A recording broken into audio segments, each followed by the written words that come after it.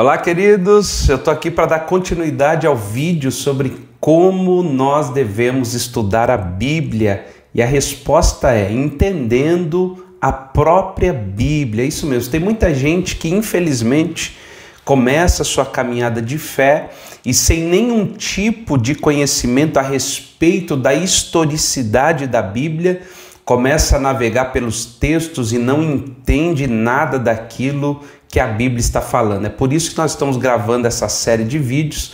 Se você conhece alguém que está começando agora nos caminhos do Senhor, tendo os primeiros contatos com a Bíblia, marca ele aí, porque eu tenho certeza que vai ajudá-lo muito. Inclusive, o primeiro vídeo já está disponível aí na plataforma, você pode acessá-lo aí no perfil e assisti-lo quando e onde você quiser. Mas dando continuidade aqui, uma das coisas que nós precisamos entender é que a Bíblia ela tem pelo menos 1500 anos falando de Gênesis a Apocalipse. Não estamos falando aqui sobre acontecimentos, mas de escritos.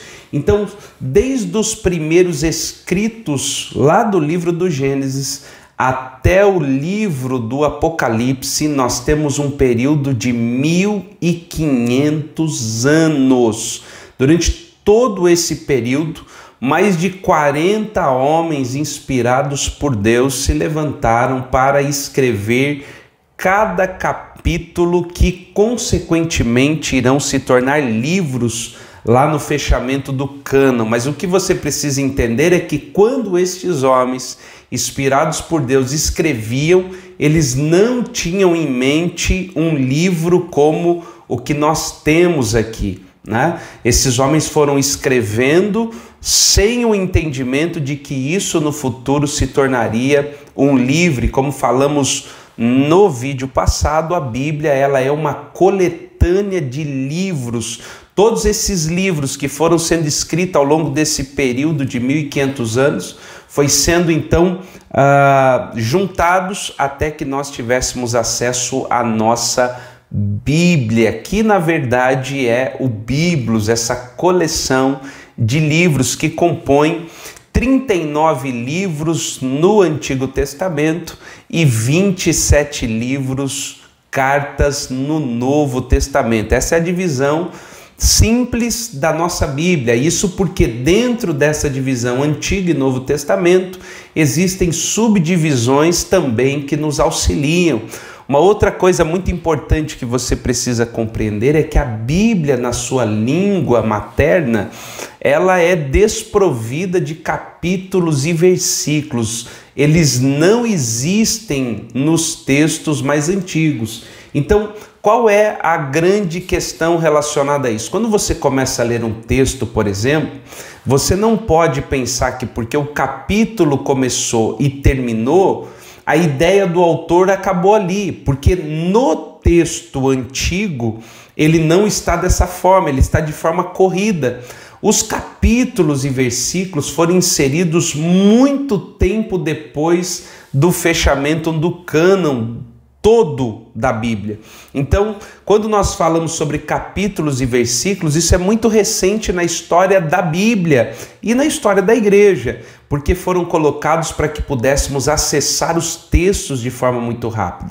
Agora, quando você está lendo, quando você está estudando, você precisa ter em mente que um texto ele pode muito bem começar em um capítulo, entrar dentro de um outro capítulo e ser encerrado num próximo. Isso porque no escrito antigo, o escritor não tinha a ideia de capítulos e versículos. Então, não se prenda ao capítulo e nem ao versículo quando você estiver estudando, porque nós precisamos nos atentar que isso pode ter começado antes ou depois do texto central que você está lendo ali. Então, muita atenção com isso, porque até uma regra hermenêutica, que é as regras de interpretação da Bíblia, ela vai te colocar para estudar o texto posterior e anterior ao texto que você está lendo. Então, nunca pega um texto apenas isolado.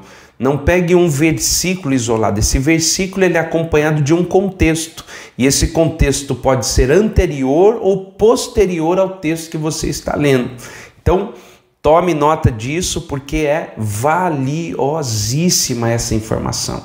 E para a gente fechar, algo que tinha dito no vídeo passado, mas quero reforçar com você, é a língua materna da Bíblia. Nós temos o hebraico e o aramaico no Antigo Testamento como língua materna e temos o grego no Novo Testamento. Agora, entenda que para que nós tivéssemos a nossa versão em português, nós tivemos traduções. Então nós tivemos traduções do hebraico para o grego, do grego para o latim, e daí então foram se derivando várias outras traduções bíblicas. Porém, quando nós queremos recorrer ao escrito antigo, nós precisamos encontrá-lo ali no texto grego ou no texto hebraico, tá bom? Então fica para você mais essas dicas. Se você já sabia, comenta aí. Se você sabe de outras dicas que pode ajudar muitas outras pessoas, coloca aí também. E se você tem algum outro tema para a gente caminhar e discorrer sobre algum vídeo aqui, comenta ele aí também, tá bom? Até o próximo, Deus te abençoe.